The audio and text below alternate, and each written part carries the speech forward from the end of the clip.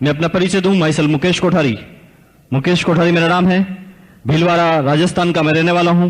अभी भीलवाड़ा के अंदर मेरा कपड़े का स्वयं का व्यवसाय है। मैं शूटिंग बनाता हूं। फर्म का नाम हैंजली सिंथेटिक्स, 11 आनंद क्लॉथ मार्केट भीलवाड़ा में कपड़े के व्यवसाय का मेरा एक छोटा सा ऑफिस है।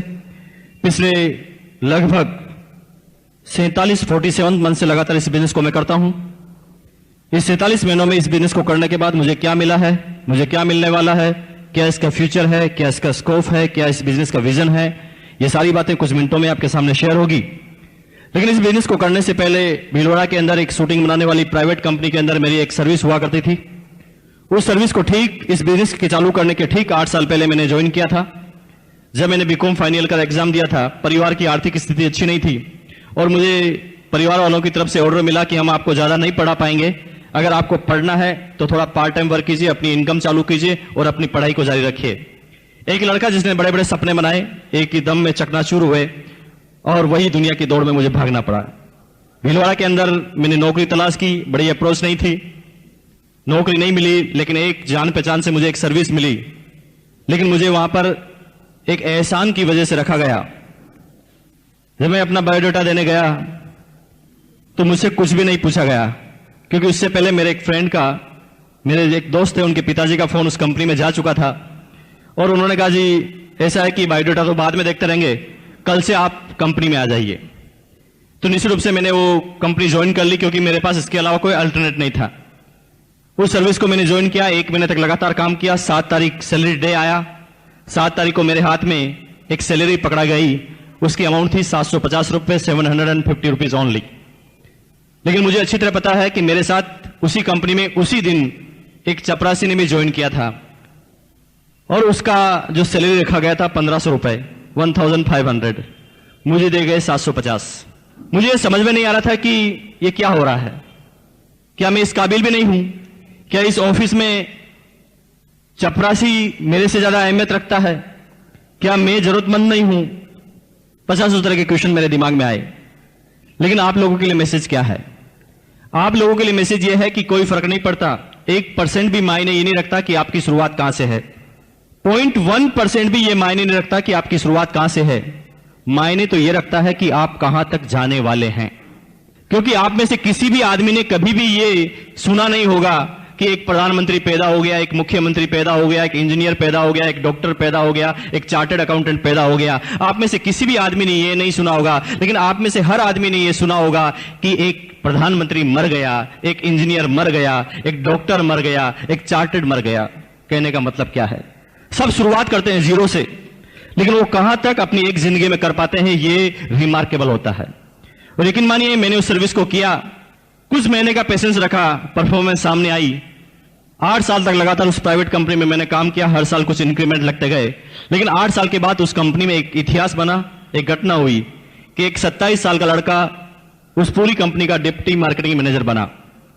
80 आदमी का स्टाफ मेरे साथ काम किया करता था और आश्चर्य की बात यह थी कि उन 80 के 80 आदमियों से मेरी जो एज थी, मेरी जो उम्र थी, सबसे छोटी थी। 13,000 रुपए ग्रोस इनकम मेरी आने लगी। कंपनी की तरफ से गाड़ी भी मिला, कंपनी की तरफ से मकान भी मिला। लेकिन जिस तरह से आम हर सेमिनार में जिस बात को मैं दोहराता हूं, आज फिर दोहराऊंगा कि आदमी को जब ये छोटी छोटी सफलताएं मिलती है तो आदमी के अंदर एक बीमारी जन्म लेती है। उस बीमारी का नाम है परफेक्शन इज पैरालिसिस। अगर दुनिया का कोई भी आदमी, अगर दुनिया की किसी भी प्रोग्रेसिव स्टेज पर अगर कभी ये सपने में भी सोचता है कि मैं परफेक्ट हो चुका हूं, मैं सब कुछ जान चुका हूं, मुझे सब कुछ आता है, मैं सब जानता हूं, तो यकीन माना दोस्तों, उसी समय उसे लकवा लग चुका है। जिंदगी में अब वो कोई बड़ा काम नहीं कर पाएगा, क्योंकि वो कहता जी मुझे सब कुछ आता है। मेरी बात से सहमत है? सहमत है जी?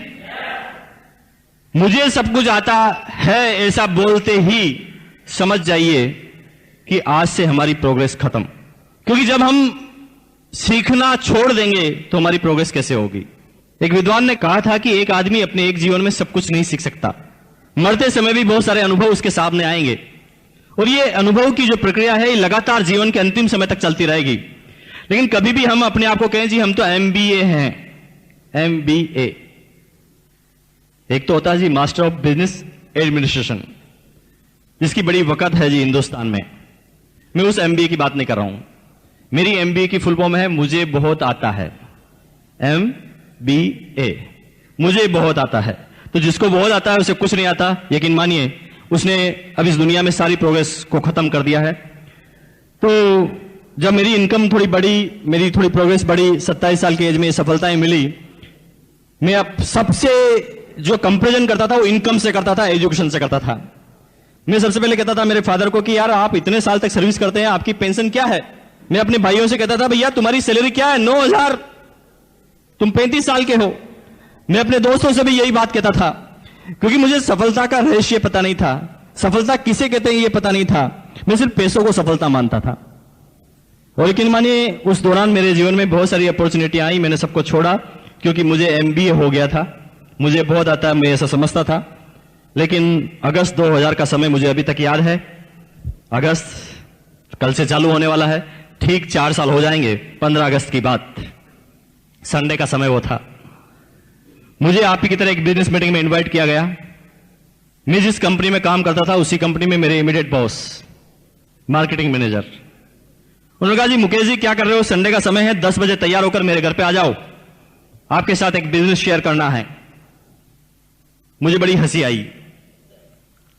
मैंने कहा जी बॉस को भूत लग गया है, हमारे सेठ लोग बिजनेस करते हैं, मैं उनकी हालत जानता हूं जी, 14-14, 15-15 घंटे तक ऑफिस में बैठे रहते हैं।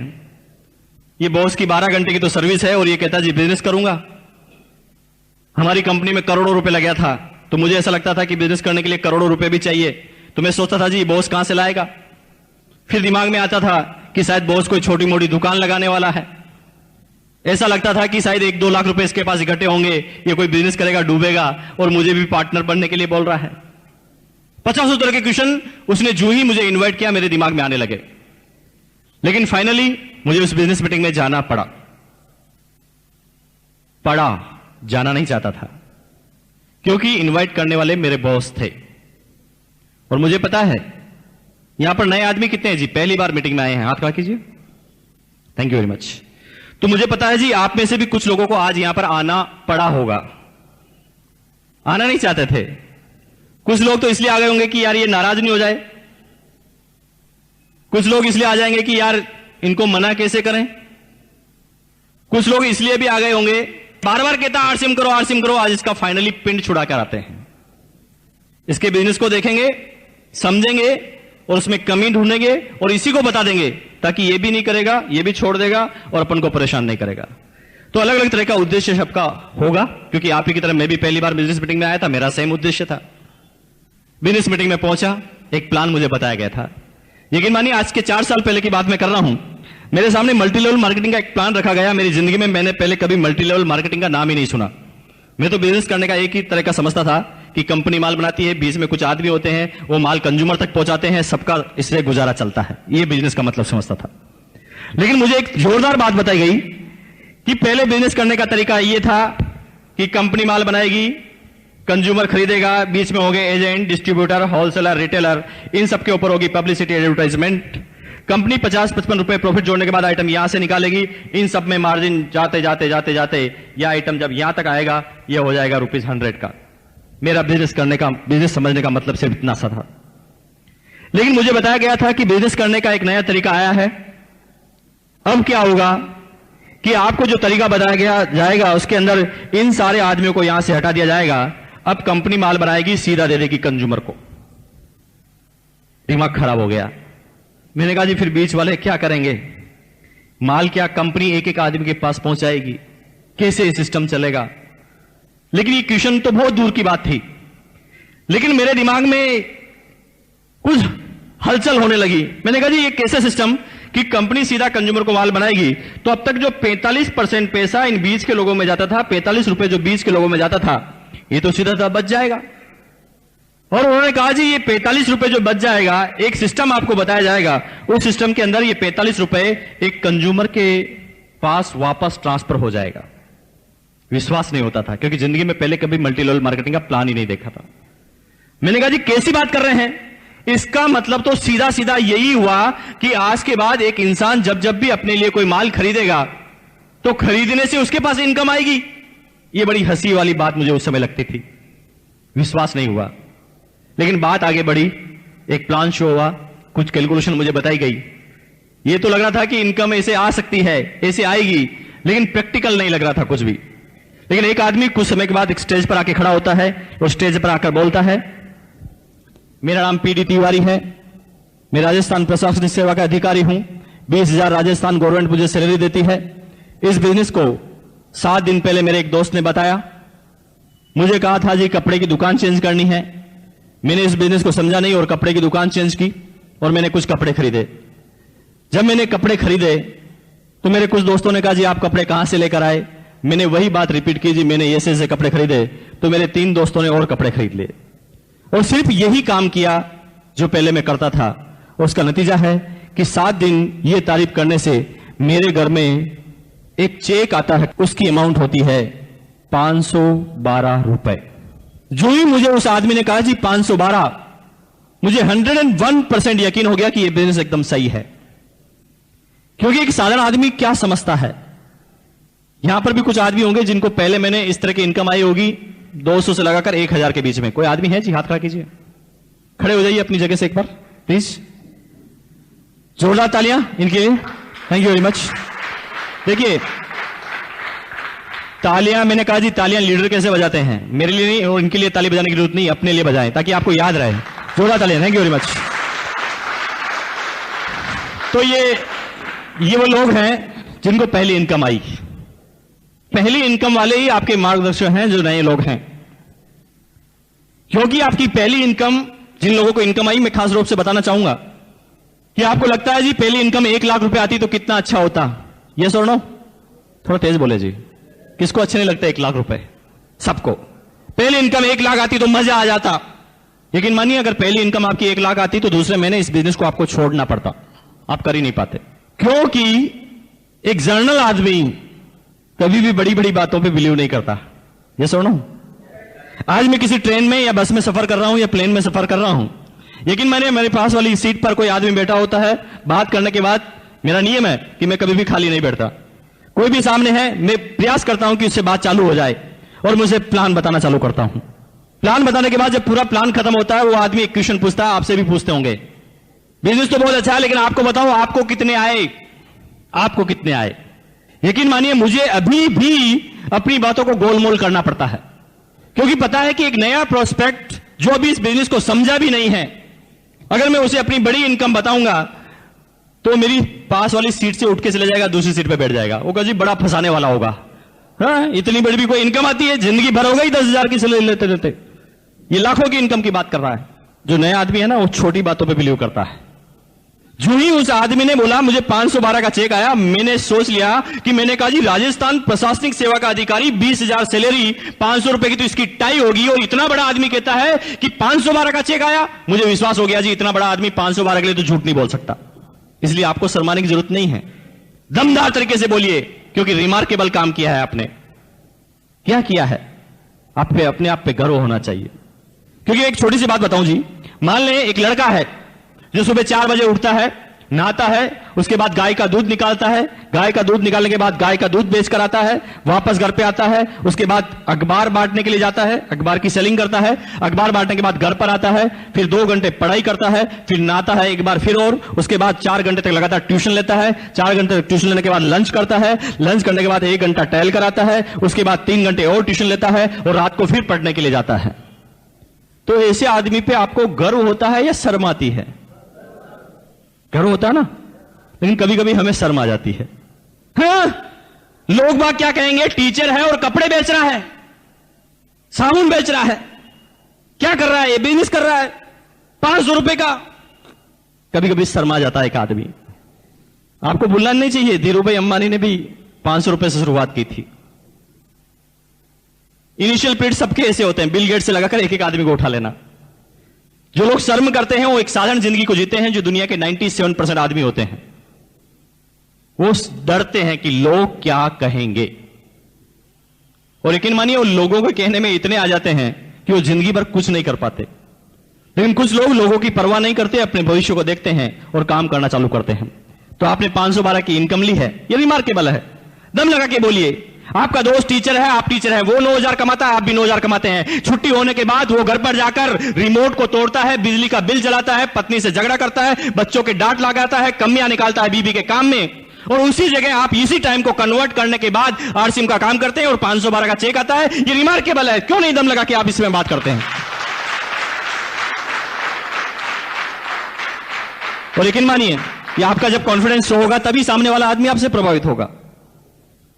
अब बात आती है कि मुझे विश्वास हुआ, मैंने कहा जी इतना बड़ा आदमी 512 के लिए तो झूठ नहीं बोल सकता, मुझे करना चाहिए, और मैंने इस बिजनेस को करना चालू किया। जिस तरह से आम इंसान के साथ होता है मेरे साथ भी हुआ। पहले मुझे 244 रुपीज का चेक आया। समझ में नहीं आ रहा था कि बिजनेस किस तरह का है, लेकिन फिर भी लगा रहा। मैसेज है संगत का असर। कभी कभी हम सही संगत में नहीं रहने के कारण भी इस बिजनेस को छोड़ देते हैं। जो लोग अपने आप को और स्मार्ट समझते हैं, जैसे कि मान लें कुछ आदमी आपके पास ऐसे भी आते होंगे जो पहले नेटवर्क कर चुके होंगे, वो नेटवर्क के बारे में जानते होंगे, या मान लें स्कीम वगैरह उन्होंने की होगी, थोड़ा बहुत वो जानते होंगे। तो कुछ लोग क्या कहेंगे, बिजनेस प्लान समझने के बाद वो कहेंगे भाई आगे तो मुझे सब कुछ आता है। उनको कहते जी मीटिंग अटेंड करो। अरे मीटिंग की जरूरत नहीं है, हम तो खुद ही लीडर हैं, हमें सब पता है कि कैसे लोगों को समझाना है। और लेकिन मानिए होता क्या है, वो यहां से कितना ही चार्ज होकर जाए, 10 आदमी के मिलने के बाद वो घर पर जाकर बैठ जाता है। वो कहता जी बिजनेस नहीं होगा आगे, और बिजनेस की कमी निकालना चालू कर देता है। आदमी होता है एक मोबाइल के अंदर होती है एक बैटरी को चार्ज करना जरूरी है, बाकी मोबाइल चलेगा नहीं। हां, बैटरी अलग अलग कंपनी की हो सकती है, लाइक नोकिया, सैमसंग, सबकी कैपेसिटी अलग अलग हो सकती है, बस फर्क इतना सा है। लेकिन कुछ लोग सोचते हैं जी हम हमेशा चार्ज हो गए। मुकेश कोठारी भी नेगेटिव होता है, मिस्टर टीसी छाबड़ा जी भी नेगेटिव होते हैं, बीसी छाबड़ा भी नेगेटिव होता है। क्यों? ये आदमी का स्वभाव है। मान लें आप 10 आदमी लगातार आपको ना ना ना ना ना ना करेंगे, तो आप क्यों नहीं डिस्चार्ज होंगे? अपने आप एक बड़े आदमी भी डिस्चार्ज होने लग जाएगा। लेकिन संगत का असर क्या कहती है? मेरी इनकम कम आने के बाद भी मैं इस बिजनेस में क्यों लगा रहा? सिंपल सी बात, क्योंकि मेरे सारे दोस्त आरसीएम बिजनेस करते थे और मैं उनके हमेशा साथ में रहता था, तो हम एक दूसरे की बात से हमेशा चार्ज होते थे। जैसे मैं 2 आदमी से मिला, एक आदमी 2 दिन 2 आदमी ने ना कर दिया, बड़ा परेशान होता था। मैंने कहा जी ये शायद बिजनेस मेरे से नहीं होगा, लेकिन दोस्त कहते थे चलो सेमिनार में चलो, सेमिनार में चलो, तो मैं फिर सेमिनार में पहुंच जाता था। सेमिनार में जब जाता था तो कुछ लोग बोलते थे स्टेज पर, दोस्तों 15 दिन से काम किया और 17 डिस्ट्रीब्यूटर डाउनलाइन में है और 2,000 का चेक आया। ये मुकेश कोठारी अपने आप के चाटा लगाता था कि जब ये कर सकता तो तू क्यों नहीं कर सकता, चल वापस। फिर वापस, फिर 3 आदमी को बात की, तीनों आदमी ने मना कर दिया, फिर डिस्चार्ज, शायद मेरे से नहीं होता। फिर सेमिनार में आया, तो लोगों ने कहा जी शुरू के 15 दिन मुझे कुछ समझ में नहीं आया था, एक भी रिजल्ट नहीं आया था, लेकिन मैंने उसके बाद मेरी अपलाइन की बात को माना, उसका नतीजा है कि आज मेरे डाउनलाइन में 50 डिस्ट्रीब्यूटर हैं। फिर मुकेश कोठारी फिर चार्ट लगाता था कि मैंने कहा जी 15 दिन तो सबके साथ ऐसा ही होता है, फिर चलो। और दोस्त ये होती है रिचार्जिंग। इनिशियल पीरियड में सबके साथ यही होता है, यस और नो? सबके साथ यही होता है। और लेकिन मानिए शुरुआती चीज में हम ये काम कर लेते हैं, संगत का असर, तो आप इस बिजनेस में लगे रहते हैं, और जब लगे रहते हैं लगन से, तो कामयाबी आपके बिल्कुल नजदीक हो जाती है।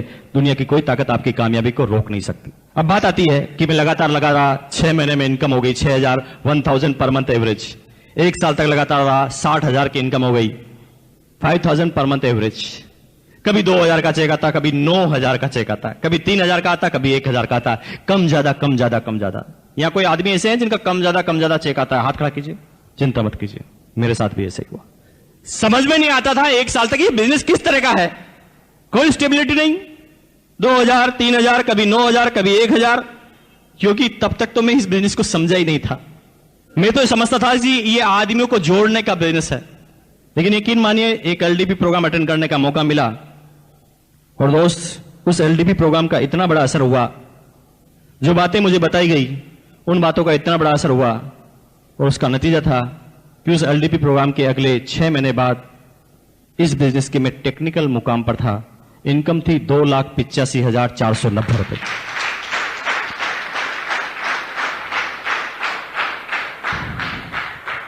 तो वही बात है कि इंजन तो मैं पहले भी था, लेकिन रोड पर चला रहा था अपने इंजन को, दौड़ नहीं रहा था। जो ही मैं सिस्टम में आया, इंजन दौड़ने लगा। सब लोगों ने जिन्होंने भी इनकम प्राप्त की है, उन्होंने सबसे पहला जो काम किया है, आपको क्या लगता है जी, क्या काम किया उन्होंने? सबसे पहले उन्होंने कोई नया काम नहीं किया, उन्होंने जो काम वो पहले करते थे वही काम किया, लेकिन सिर्फ काम की दिशाओं को चेंज किया। जैसे पहले एक लाला की दुकान से प्रोडक्ट खरीदते थे, अब वहां से उसका मुंह चेंज किया, क्योंकि अब तक जो कपड़े हम पहनते थे, अब तक जो प्रोडक्ट हम परचेज करते थे, इससे इनकम जाती थी किसी दूसरी माधुरी दीक्षित को।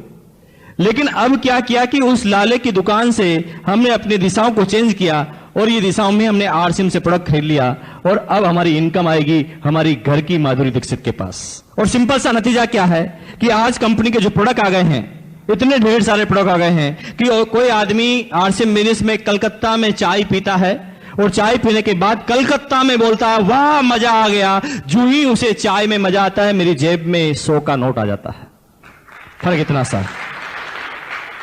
और यही वह बिजनेस है कि अब तक ये पैसा अमिताभ बच्चन, शाहरुख खान, वर्ल्ड के हिंदुस्तान के कुछ चंद लोग ले जाते थे, जिनका हिंदुस्तान की 90% इकोनॉमिक पर प्रभाव होता था, कि हिंदुस्तान का 90% जो पैसा है वो हिंदुस्तान के 10% आदमियों के पास है।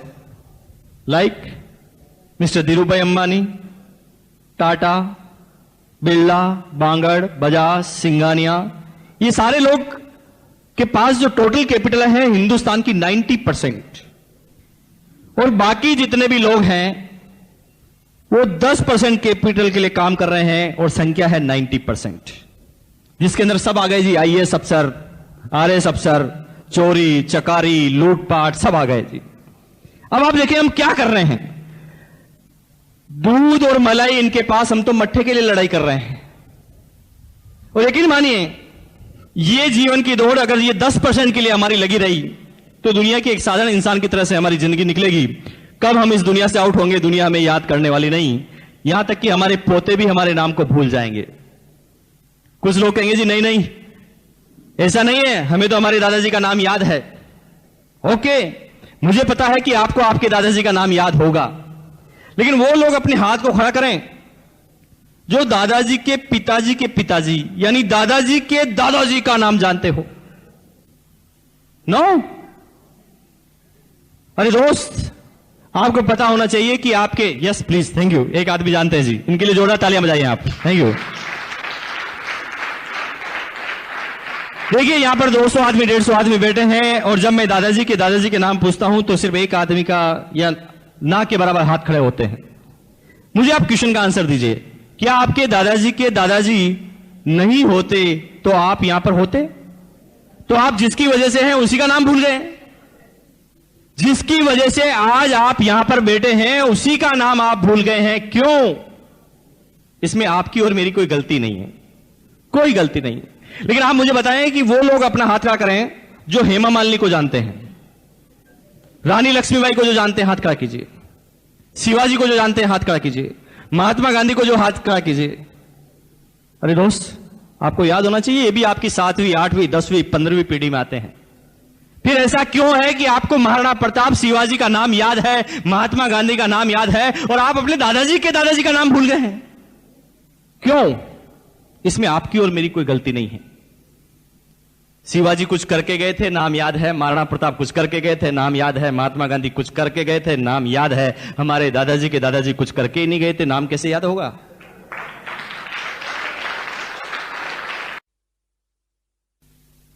तो हम किस चीज के लिए लड़ाई कर रहे हैं? अगर हमें इस बिजनेस में इनकम के रूप में नाम कमाना है तो हमें काम करना पड़ेगा इस 90% के लिए। अगर कुछ आदमी समझ रहे हैं कि मैं सर्विस करके करोड़पति और मेरे सारे सपने पूरे कर लूंगा, तो इसकी बहुत बड़ी गलतफहमी है, ऐसा कभी नहीं होने वाला।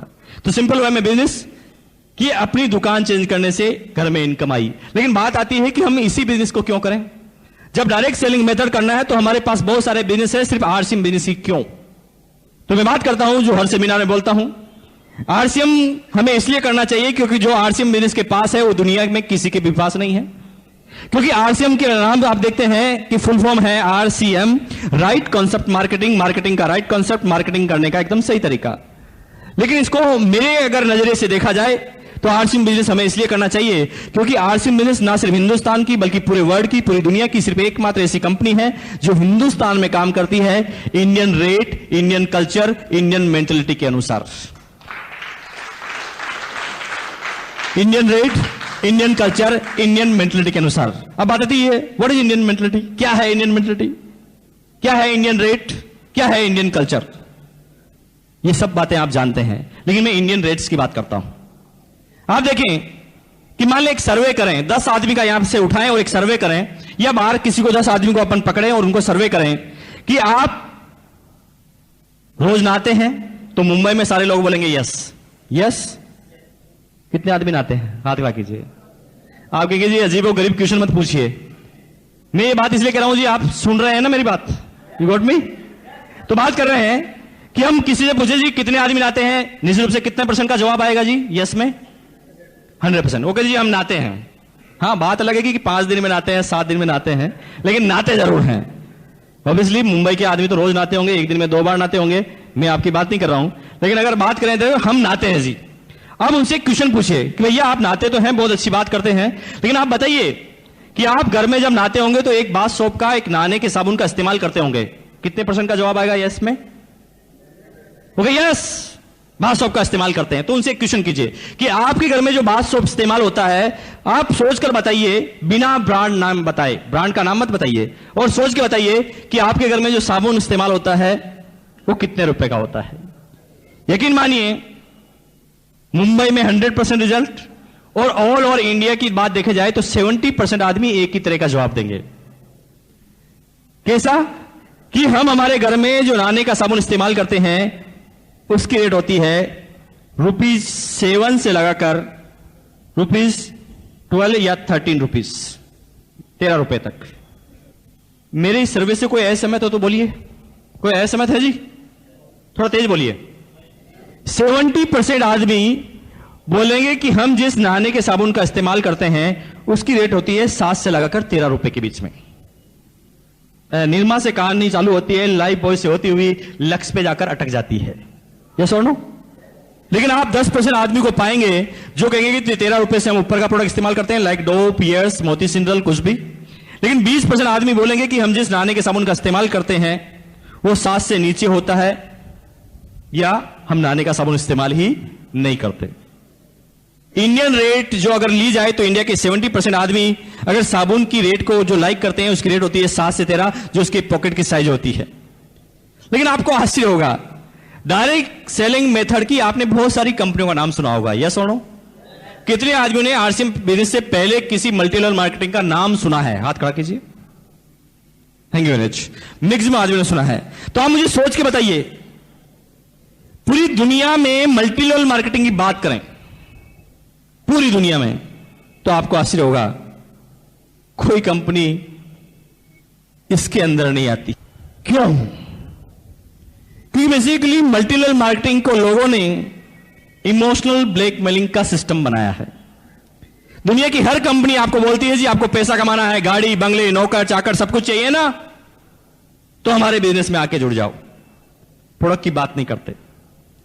लेकिन बात आती है 7 से 13 के बीच में, इसमें कोई प्रोडक्ट दुनिया की कोई कंपनी नहीं लेकर आई। क्यों? ये बात आपको आगे मिलेगी। लेकिन बात आती है कि कंपनी किस कल्चर में है और किस मेंटलिटी में है। अभी आपने बहुत सारे लोगों ने हाथ खड़ा किया कि दुनिया में बहुत सारी मल्टी लेवल मार्केटिंग आई जिसका नाम आपने सुना है। अब तक जो भी मल्टी लेवल मार्केटिंग का नाम आपने सुना है, आप तो सोचें कि उनका आधार स्तंभ क्या था, वो क्या प्रोडक्ट लेकर आए थे, उनकी सोच क्या थी, और कितने आदमी उसमें कामयाब हुए, वो हिंदुस्तान के कितने % आदमियों के लिए था। तो आपको आश्चर्य होगा मल्टी लेवल मार्केटिंग में किस तरह के प्रोडक्ट आए हैं। कुछ लोग लेकर आते हैं मेडिसिन कैप्सूल, है जी। कुछ लोग आते हैं पेट्रोल की गोली, कुछ लोग लेके आते हैं इंटरनेट की वेबसाइट, कुछ लोग लेके आते हैं 250 रुपए की moisturiser cream, like so and so, इसी तरह के प्रोडक्ट आते हैं। ये सुनो, एक एक मल्टी लेवल के बारे में आप सुन लें। कुछ समय पहले एक प्रोडक्ट कंपनी लेकर आई, वो कहते जी हमारा प्रोडक्ट है मेडिसिन कैप्सूल। ये कैप्सूल बड़ा जोरदार है जी, मैजिक कैप्सूल।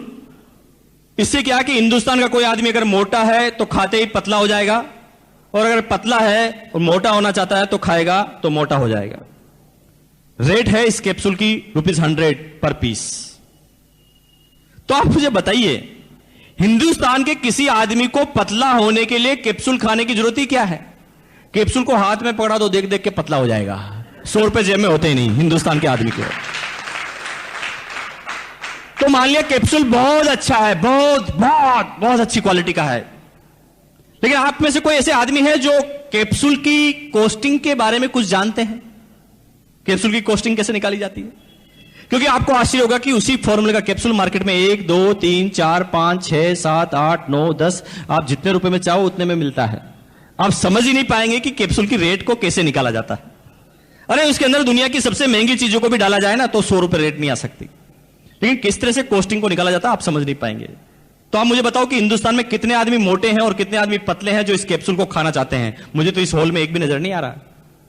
कितने % आदमी हिंदुस्तान के उस प्रोडक्ट को यूज करेंगे? कुछ नहीं। लोगों के सपने पूरे करने के लिए उन्हें कुछ भी दिया जाएगा। एक कंपनी आती है, वो कहती है इंटरनेट की वेबसाइट लेकर आए हैं, 7,000 रुपए देने पड़ेंगे और वेबसाइट आपको देंगे बदले में। तो आप मुझे बताइए वेबसाइट की कॉस्टिंग आप कैसे निकालेंगे? कितने आदमी हैं जो वेबसाइट की कॉस्टिंग निकाल देंगे? अरे आदमी की बनाई गई चीज है वो, उसकी कॉस्टिंग कैसे निकाली जा सकती है? नो, वो तो जिसके काम की है उसके लिए लाखों की है, जिसके लिए काम की नहीं है जीरो की है। यस और नो? एक कंपनी आती मॉइस्चराइजर क्रीम लेकर, वो कहती जी हमारी जो क्रीम बनाई है मॉइस्चराइजर क्रीम, ये 250 रुपए की 100 ग्राम है, 100 ग्राम, बहुत अच्छी क्रीम है। हम कहते जी दूसरी क्रीम तो बड़ी सस्ती आती है, आपकी इतनी महंगी क्यों? तो दुनिया की सारी कंपनियों का एक ही जवाब, हमारी क्रीम बहुत अच्छी है, इसके अंदर बहुत सारे विटामिन डाले हैं, like vitamin A, B, C, D, E, F, G, H, I, J, K, L, M सब डाले हैं, और ये कंसेंट्रेट है, बहुत जोरदार है। इस तरह के फॉर्मूले कभी दुनिया में नहीं बने।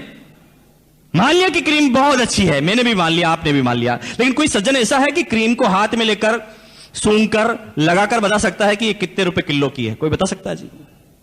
क्रीम की कॉस्टिंग आपके बस की बात नहीं निकालना, क्योंकि विटामिन ई की क्रीम मार्केट में 10, 15, 20, 30, 40, 50, 60, 70, 80, 90, 100 जितने में चाहिए उतने में मिलती है। आप पता नहीं कर पाएंगे कि वास्तव में क्रीम की रेट होनी क्या चाहिए। लेकिन मान लिया कि ये सब रेट ऐसा ही है, लेकिन आप देखिए कि हिंदुस्तान के कितने % आदमी क्रीम लगाते हैं, कितने % आदमी वेबसाइट इस्तेमाल करते हैं, कितने % आदमी मेडिसिन का यूज करते हैं, और कितने % आदमी अदर आइटम का या मान लो पेट्रोल की गोली का यूज करते हैं। आप सोचिए, दुनिया की तमाम कंपनियां अभी तक ऐसी आई है जो कुछ सर्टेन % लोगों को ग्राहक बनाने के लिए आई है, जिनका काम पैसा बटोरना हो, बस, इससे ज्यादा कुछ भी नहीं, लोगों के सपनों से खिलवाड़ करना, इससे ज्यादा कुछ भी नहीं। लेकिन वर्ल्ड में 3 चीजें ऐसी है, और आमतौर पर हिंदुस्तान में, जिसकी कॉस्टिंग एक आम इंसान कभी भी निकाल सकता है, कभी भी। वो हमारे नाम से निकलता है, R for roti, C for कपड़ा, M फॉर मकान। रोटी, कपड़ा और मकान। तो आप बताइए, कोई आदमी, कोई कंपनी आपको कहे जी हम नेटवर्क में लेके आए हैं गेहूं जो रोज आप खाते हैं, रोज गेहूं खाओ और आपकी इनकम बनेगी, गेहूं बहुत अच्छी तैयारी से बनाए गए हैं और गेहूं की रेट हमारी नेटवर्क में है 100 रुपए किलो। आपको हजम हो जाएगी? आपको गुस्सा आएगा तो आप कहेंगे इधर आना, इधर आना, एक मिलाकर मारेंगे, उल्लू बनाता है जिंदगी भर वही खाते खाते रोटी को 10 रुपए किलो गेहूं। 1 सेकंड में कॉस्टिंग निकाल दी। यस और नो? इसलिए आपको पता होना चाहिए, गेहूं को लेकर दुनिया की कोई कंपनी नेटवर्क में नहीं आई है, कहीं पोल नहीं खुल जाए। सब जानते हैं गेहूं के बारे में। तो एक कंपनी आती है, वो कहते हैं जी हम मुंबई में वाशी के अंदर, या मान लें नेरुल के अंदर, या मान लें और आगे आप चले जाएं जी खारघर के अंदर, एक रूम हॉल किचन का एक फ्लैट देंगे जो 600 स्क्वायर फीट का होगा, और रेट होगी 5 करोड़। हजम हो जाएगी आपको? आगे उल्लू मत बनाओ यार, मुंबई में पैदा हुए यही मर जाएंगे। एक एक एरिया की रेट के बारे में हमें पता है। एक इंजीनियर आएगा, बता देगा कितना चूना लगा है, कितनी मिट्टी लगी है, और यहां की प्रेजेंट वैल्यू क्या है, आपका मार्जिन क्या है, रेट आ जाएगी 5, 7, 8 लाख रुपए। यस और नो? निकाल देना कॉस्टिंग एक ही सेकंड में। इसलिए दुनिया की कोई कंपनी मकान को लेके आई नहीं, कॉस्टिंग आपने निकाल दे कहीं, सारी पोल नहीं खुल जाए। या कितने से आदमी हैं जो आरसीएम के डिस्ट्रीब्यूटर नहीं है, पहली बार आए हैं? हाथ खड़ा कीजिए। यस, वेरी गुड, धन्यवाद। देखिए आपने ये शर्ट पहन रखा है, बहुत अच्छी, आपने शर्ट पहन रखा है, इसके बारे में आप क्या मुझे कन्विंस कर सकते हैं कि ये 1000 रुपए की है? कर सकते हैं। मैंने आपको शर्ट को देखा और मैं बता सकता हूं कि ये शर्ट होगी 200 से 300 रुपए के बीच में, ये सुनो, निकाल देना कॉस्टिंग। एक हिंदुस्तान का आम इंसान क्योंकि कपड़ा रोज पहनता है, बचपन से पहनता आया है, अगर कोई विचित्र तरह का कपड़ा नहीं है, कोई विशेष तरह का या कोई नई टेक्नोलॉजी का कपड़ा नहीं है, अगर वो साधारण सा कपड़ा है, तो हिंदुस्तान का एक आदमी कपड़े को देखकर भी कॉस्टिंग निकाल सकता है 150 रुपए कम ज्यादा, क्योंकि लाला का मार्जिन भी कम ज्यादा होता है। किसी लेडी से पूछ लेना कि ये साड़ी कितने की, वो कहेगी ये शिफॉन होगी 300 रुपए की। ये सुनो, यहां पे काफी लेडीज है जी, देख के हम आसपास की रेट को निकाल देते हैं। यानी कपड़े की रेट भी अगर वो विशेष तरह का कपड़ा नहीं है तो हम आसपास की रेट को निकाल देते हैं। इसलिए आपको आश्चर्य होगा कि दुनिया की कोई भी कंपनी फैब्रिक को लेकर डायरेक्ट सेलिंग मेथड में अभी तक नहीं आई। This is the first company in the world, arts and business. ये दुनिया की पहली ऐसी कंपनी है आर्ट्स एंड बिजनेस जो कपड़े को लेकर नेटवर्क में आई है। लेकिन बात सिर्फ कपड़े की नहीं है। 20 अक्टूबर से कंपनी, 20 अक्टूबर 2001 से कंपनी एफएमसीजी में भी आई है। लेकिन एफएमसीजी में जब आई है तो भी इन्होंने इंडियन रेट, इंडियन कल्चर और इंडियन मेंटलिटी का बहुत अच्छी तरह से ध्यान रखा है। कंपनी ने, मैं एक साबुन की बात कर रहा था जिसकी एवरेज 7 से 13 के बीच में आती है। कंपनी ने एक प्रोडक्ट निकाला था, आप सब जानते हैं उसके बारे में, 100 gram 100% pure veg, vitamin E and vacuum pack, 70% TFM total fatty material. इतने कंटेंट्स का एक भी प्रोडक्ट मार्केट से आप परचेज करें, आपको आश्चर्य होगा, एक भी प्रोडक्ट आपको 12-13 रुपए से कम का नहीं मिलने वाला। लेकिन आर्ट्स एंड बिजनेस ने डायरेक्ट सेलिंग मेथड के सिद्धांतों को मानते हुए, Indian rate, Indian culture, Indian mentality का ध्यान रखते हुए वही प्रोडक्ट लाके दिए मात्र 8 रुपए 50 पैसे के अंदर। अब मुझे एक बात बताएं, आपने मल्टी लेवल के इतिहास में हिंदुस्तान नहीं, दुनिया की अभी तक किसी भी कंपनी का नाम सुना है जो इस कंटेंट्स का कोई भी प्रोडक्ट मार्केट में मात्र 8.5 रुपए में लेके आई हो? अगर दुनिया में किसी के पास भी इस चीज का कोई जवाब हो तो आप मुझे बताएं। नो, किसी आदमी के पास, दुनिया की किसी कंपनी के पास कोई जवाब नहीं। लेकिन वो 8.5 रुपए के साबुन पर मुझे आश्चर्य नहीं होता, बिल्कुल भी नहीं, 1% भी नहीं होता।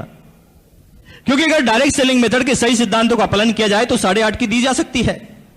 लेकिन बात 8.5 की नहीं है, बात यह है कि जब इस बिजनेस प्लान का स्टडी करते हैं तो एडवर्ड साहब ने बताया जी 8.5 के होने के बाद भी इसके बिजनेस वॉल्यूम का 41% वापस हमारे पास आता है। क्या दुनिया की किसी कंपनी के पास इसका कोई जवाब है? एक आम इंसान जो पहले 12 रुपए का प्रोडक्ट इस्तेमाल करता था, उसकी बजाय अब 8.5 में करे और उसके करने के बाद भी उसके पास इनकम आए। अरे दुनिया की किसी कंपनी के पास इसका कोई जवाब हो तो आप मुझे बताएं। 20 रुपए किलो का वॉशिंग पाउडर, 10 रुपए का टूथब्रश, 32 रुपए का 200 ग्राम हर्बल टूथपेस्ट, 30 रुपए का, 36 रुपए का कॉटन बनियान। एक एक प्रोडक्ट की तुलना करें, 100 रुपीज केजी और 130 रुपए किलो चाय। कितने आदमी जिन्होंने चाय पी के देखा, हाथ खड़ा कीजिए। एक शब्द में बोले जी चाय कैसी लगी आपको?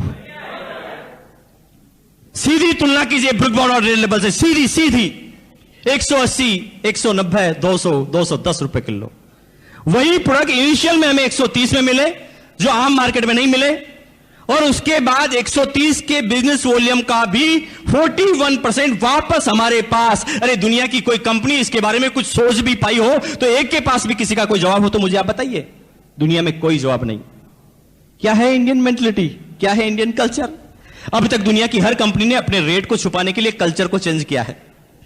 अगर हिंदुस्तान में कपड़े धोने के लिए एक डिटर्जेंट केक का इस्तेमाल किया जाता है और कपड़े को नीचे रखकर इसे घिसा जाता है, दिस इज इंडियन कल्चर। ये कौन सा कल्चर है? ये इंडियन कल्चर। लेकिन अगर वो इंडियन कल्चर का प्रोडक्ट लाएंगे तो लोग बाग रेट के बारे में तंग करेंगे कि हमारे हिंदुस्तान में तो 5 रुपए का डिटर्जेंट केक आता है, 7 का आता है जी, 8 का आता है। तो उन्होंने उस रेट को छुपाने के लिए कल्चर को चेंज किया। उन्होंने उस चीज को बनाया लिक्विड फॉर्म और कहा गया जी ये 250 रुपए का है। किया ना कल्चर को चेंज। पोछा जानते जी, पोछा यहां पर क्या बोलते हैं जी? फर्श को साफ करने से गीले कपड़े को लगा के बोलते हैं, क्या बोलते हैं जी? पोछा ही बोलते हैं, पोछा लगाते हैं जी। हिंदुस्तान में जो पोछा कितने सालों से लगाया जा रहा है जी, आप बता सकते हैं? आपको इसका बस जवाब नहीं होगा जी। आपके पिताजी, दादाजी, परदादाजी कितने सालों से पोछा लगाया जा रहा है जी। ठीक है जी। और देखिए पोछा हम सिंपल पानी से लगा लेते हैं, कभी उसमें सर्फ डाल देते हैं, कभी फिनाइल डाल देते हैं, यस और नो? ऐसे लगाते हैं जी। कितने ऐसे आदमी हैं जिनके घर में ऐसा पोछा लगने से वो बीमार हो गया हो? कितने आदमी जी बताओ? लेकिन वो आदमी सबसे पहले हमारी कमजोरी की तरफ नजर डालते हैं। वो कहते हैं जी आप पोछा एकदम गलत तरीके से लगाते हो, ये पोछा लगाने का कोई तरीका है?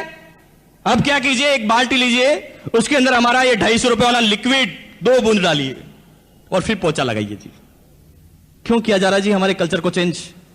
क्यों हमारी जेबों पर असर डाला जा रहा है? क्यों ना एक आम हिंदुस्तानी को, आम हिंदुस्तानी जो चाहता है उसे प्रोडक्ट दिया जाए, वैसी रेट दिया जाए? लेकिन दुनिया की किसी कंपनी के पास कोई जवाब नहीं। लेकिन हिंदुस्तानी मेंटलिटी क्या है? हिंदुस्तान के आदमी को बोलते हैं जी 20 रुपए किलो का वॉशिंग पाउडर, 10 रुपए का टूथब्रश, 8.5 रुपए का नहाने का साबुन, 130 रुपए किलो चाय। तो हिंदुस्तान का आदमी कहता वाह इतना सस्ता, तब तो खराब होगा, इतना सस्ता है तब तो खराब होगा। तो आप मुझे बताओ कि मैं चाहे इन प्रोडक्ट की कितनी भी तारीफ करूं जी, यहां उछल उछल कर तारीफ करूं, लाउड स्पीकर पे तारीफ करूं, आप सब लोग भी विज्ञापन दे दे के तारीफ करें, तो कितने आदमी हैं जो मुंबई में कहेंगे जी वाह वाह वाह क्या तारीफ की है आपने इतनी जोरदार, तो 1 साल का प्रोडक्ट एक साथ दे जाओ? कितने आदमी बोलेंगे जी आपको? कोई नहीं बोलने वाला।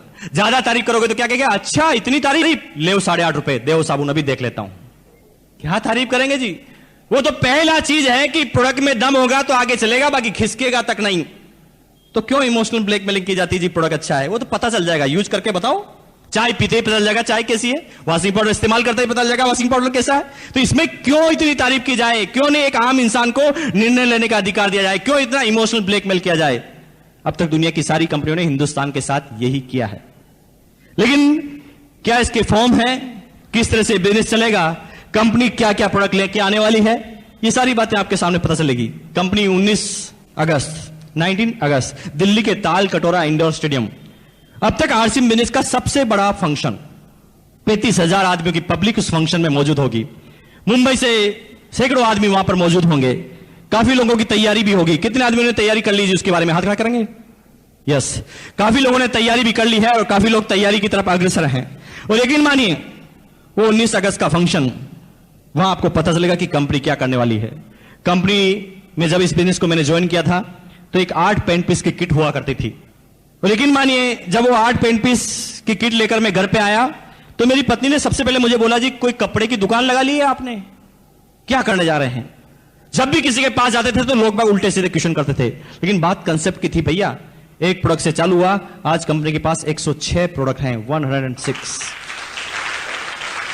और कंपनी अगले ही महीने एक साथ वर्ल्ड के इतिहास में पहली बार 10 नए प्रोडक्ट एक साथ लेकर आने वाली है, जिसे दुनिया की कोई कंपनी लेकर नहीं आई है। क्या होगा दिसंबर तक? क्या होगा दिसंबर तक? सुबह आप गुड मॉर्निंग बोलेंगे तो आरसीएम बिजनेस के साथ, और गुड नाइट बोलेंगे तो आरसीएम बिजनेस के साथ। और कंपनी ने एक एक कल्चर का ध्यान रखा है। यह पता है कि हिंदुस्तान में लोअर ग्रेड के भी आदमी है और अपर ग्रेड के आदमी भी है, मीडियम ग्रेड के आदमी भी है। और आप एक एक प्रोडक्ट के बारे में पता कर लें। कंपनी का अगर 8.5 का प्रोडक्ट है नहाने का साबुन तो 18 रुपए का भी है। डिटर्जेंट 5 रुपए का है तो 8 रुपए का भी है और 12 रुपए का भी है। वॉशिंग पाउडर अगर 20 रुपए का है तो 30 रुपए का भी है और 70 रुपए का भी है। एक एक कल्चर के बारे में 1480 की किट है तो 2970 की किट है। दुनिया की कौन सी कंपनी ने ऐसा करके बताया जी? बताइए आप। नो। लेकिन कंपनी दिसंबर तक क्या प्रोडक्ट लेके आने वाली है, दुनिया की कोई कंपनी सोच नहीं सकती। गुड मॉर्निंग बोलेंगे तो आरसीएम बिजनेस के साथ, और गुड नाइट बोलेंगे तो आरसीएम बिजनेस के साथ। सुबह आप टॉयलेट में जाएंगे, टॉयलेट क्लीनर आरसीएम बिजनेस का, उसके बाद पेस्ट करेंगे, पेस्ट आरसीएम बिजनेस का, ब्रश लगाएंगे, ब्रश आरसीएम बिजनेस का, नहाने के लिए जाएंगे, नहाने का साबुन आरसीएम बिजनेस का, शैम्पू इस्तेमाल करेंगे, शैम्पू आरसीएम बिजनेस का, अंडरगारमेंट्स पहनेंगे आरसीएम बिजनेस का, टॉवल लगाएंगे तो आरसीएम बिजनेस का, कपड़े पहनेंगे तो आरसीएम बिजनेस का, टाई लगाएंगे तो आरसीएम बिजनेस का, चाय पिएंगे तो आरसीएम बिजनेस का, भगवान के सामने अगरबत्ती लगाएंगे तो आरसीएम बिजनेस का, पत्नी की तरफ देखेंगे साड़ी आरसीएम बिजनेस की, पति की तरफ देखेंगे साड़ी आरसीएम बिजनेस की, हेयर लगाएंगे तो आरसीएम बिजनेस का, क्रीम लगाएंगे तो आरसीएम बिजनेस का, शेविंग क्रीम करेंगे तो आरसीएम बिजनेस का, उसके बाद बच्चों की तरफ देखेंगे तो कपड़े आरसीएम बिजनेस के, अगर आप जींस पहनते हैं तो आरसीएम बिजनेस की, उसके बाद आपके घर में मच्छर बोध है तो मस्कीटो मेट भी आरसीएम बिजनेस की। और कंपनी इनमें से मैक्सिमम प्रोडक्ट मैंने लॉन्च करने जा रही है। और आप आरसीएम टाइम्स में आपने पढ़ा होगा जो नया आ गया है, कंपनी ये 4 प्रोडक्ट नए लॉन्च कर चुकी है, जिसके बारे में अगली सेमिनार में पिछली बार बोला, और ये 10 दिन के अंदर आपके पास डिलीवरी मिलेगी। ये लिखा है जी new RCM product, herbal RCM shampoo 150 ml, MRP 35 rupees only. Herbal shampoo compare कर लेना मार्केट में जाके। हर्बल शैम्पू 150 ml का 35 रुपए, जूनियर आरसीएम टूथब्रश अभी तक देखिए बड़ों लोगों के टूथब्रश थे लेकिन बच्चों के नहीं थे, तो बच्चे कहते होंगे जी आरसीएम के हमारे कब आएंगे, तो बच्चों का ध्यान रखा हुआ गया है। और आरसीएम बिजनेस जो एमआरपी मात्र 10 रुपए रखी गई है, हर्बल आरसीएम ऑयल, सिर में डालने का जो ऑयल है वो आरसीएम बिजनेस का आगे है, वो भी हर्बल है और ₹28 ओनली। और इसका जो फॉर्म है 150 ml, चिकमेट की शर्ट, न्यू लुक की शर्ट, इसमें बहुत सारे प्रोडक्ट और आ रहे हैं। अगले महीने अगरबत्ती भी आ रही है, कंपनी कॉस्मेटिक सीरीज में जाने वाली है, कंपनी लेडीज अंडरगारमेंट्स में जाने वाली है, और कंपनी पता नहीं क्या क्या प्रोडक्ट अगले दिसंबर तक लेके आने वाली है, जिसके बारे में दुनिया की कोई कंपनी नहीं सोच पाई है। लेकिन आप मुझे बताएं कि कोई प्रोडक्ट क्वालिटी में अच्छे हो जो हम जांच लेंगे, क्वालिटी में अच्छे हो, रेट में कम हो, और उसके बाद भी उसका 41% हमारे पास आए, तो बताइए ये बात आप दुनिया से कितने समय तक छुपा पाएंगे? और कौन सा ऐसा मूर्ख इंसान होगा जो इन प्रोडक्ट को आने वाले समय में लेने से मना करेगा? लेकिन समय लगेगा, मुझे पता है कि एक दिन में सारे आदमी नहीं समझेंगे। शुरुआत में जो समझेंगे वो लीडर होंगे, वो पायनियर होंगे, बाद में तो भीड़ आती है जी। पत्नी कहती थी कि ये बनारसी साड़ी 5,000 की बहुत अच्छी होती है, तो मैं कहता था जी स्वास्थ्य के लिए खराब होती है, कॉटन साड़ी बहुत अच्छी होती है, क्योंकि उस समय 160 रुपए की आती थी। कैसे कन्विंस करते हैं हम? यही कन्विंस करते हैं, एक आम इंसान यही करता है। बच्चा कहता है क्रिकेट का बैट चाहिए एमआरएफ का, तो हम कहते हैं जी तेंदुलकर ने भी लकड़ी से शुरुआत की थी, तो इससे करो जी बहुत अच्छा शॉट आता है। यूं नहीं कहते जी जेब को हजम नहीं हो रही बात। ये कन्विंसिंग पावर है हमारी, और हम एक आम इंसान यही जिंदगी पर हम समझौते करते हैं। बच्चे को जो खिलाना होता हम खिला नहीं पाते, जो पढ़ाना होता वो पढ़ा नहीं पाते, पत्नी जो मांगती वो दिला नहीं सकते, सपने हम पूरे नहीं कर सकते। ये सारे आम इंसान करते हैं, और मेरे साथ भी यही था, कन्विंस करता रहता था हमेशा। लेकिन आरसीएम बिजनेस के बाद ये लड़का जो आपके सामने खड़ा है, जिसकी एज मात्र 30 साल की है, मुंबई तो बहुत बड़ी सिटी है, यहां तो करोड़ों आदमी होंगे, लेकिन आपको आश्चर्य होगा कि भीलवाड़ा भी एक बहुत बड़ी इंडस्ट्रियल सिटी है, लेकिन इंडिविजुअल टैक्स देने के मामले में ये 27 साल का लड़का जब इस बिजनेस चालू किया और 30 साल की एज तक आते आते आज मेरा पूरे भीलवाड़ा के अंदर 70वां स्थान है इनकम टैक्स के बारे में। कि मान लें आपके बच्चे को, आपके बड़े भाई को, आपकी पत्नी को, आपके पिताजी को राष्ट्रपति अवार्ड मिल रहा है और आप नीचे खड़े हैं, तो कैसे तालियां बजाएंगे? वैसी तालियां इनके लिए बजा दीजिए आप। Thank you very much.